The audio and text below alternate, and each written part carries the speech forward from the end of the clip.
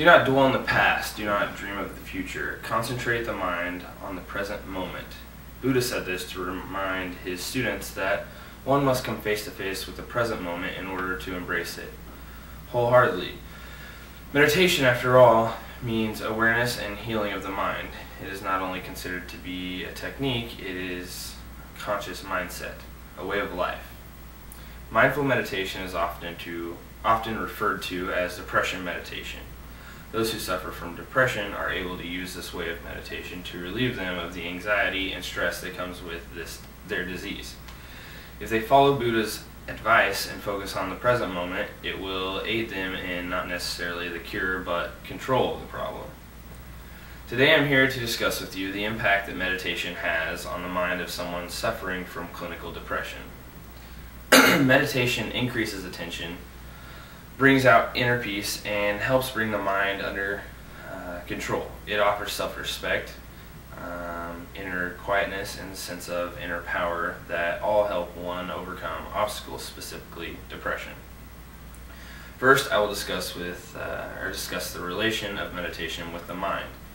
Next, I will tell stories of those who have depression and how meditation affects them. Finally, I will relate how meditation can decrease chances of relapsing back into periods of depression. In order to understand this, we must first relate meditation to the mind. If done correctly, meditation can change the way a brain processes thoughts and perceives the environment. Meditation develops concentration and increases awareness. During meditation, a person becomes more aware of their thoughts as they pass through the mind. In a 2007 study, researchers used a scanner that reveals which parts of the brain are active at any moment to test meditation. It showed that during meditation, increased activity in the brain regions used for making decisions and paying attention. 12.4 million women and 6.4 million men in the U.S. suffer from depression. Almost all of these cases could be non-existent if the men and women participated in mindful meditation. Those who meditate show increased activity and neutral growth in areas of the brain that are associated with positive moods. A professor of psychology at the University of Wales has established that mindful meditation helps to prevent the reappearance of depression without depression meditation being used along with traditional methods of treating depression. There's a 70 to 80% chance that depression will return in the next year or two. In two recent studies done at Duke University, the students who actively participated in meditation showed an increase in positive emotions. After the initial experiment was over, both the students who continued to meditate and those who did not showed increased awareness and larger attention spans. However, the students who continued to meditate after the original course was over continued to show peace of mind, whereas those who did not reverted back to buckling under the pressure of college life. Meditation can help those who suffer from clinical depression confront the past and the future by being in attendance at the present moment. A Vietnam veteran says that for years he would fight off the memories of the war because he was sure that they would kill him.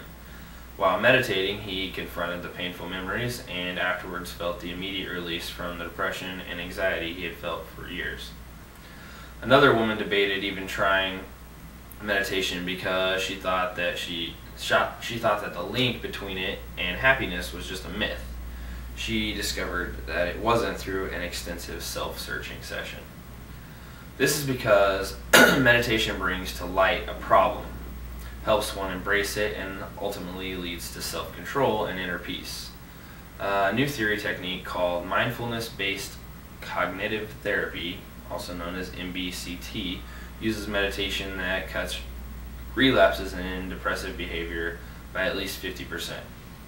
This method alters brain and usually body activity to help the meditator learn how to cope whenever a problem arises that could potentially lead them into depressing thoughts.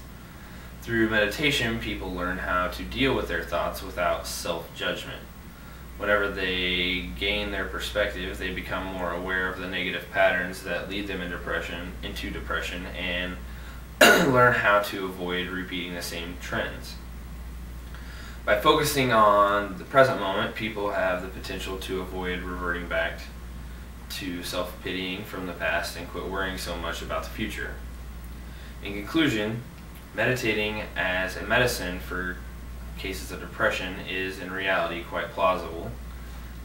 Through meditating, one can become more focused, retain more self-control, and release themselves of negative emotions that previously surrounded them in their daily lives. In order to reach a level of meditation, sometimes referred to as higher self, one must, as Buddha said, not dwell in the past nor dream of the future, but instead live in the present moment. Why? Because Buddha also said, all wrongdoing arises because of mind. If mind is transformed, can wrongdoing remain?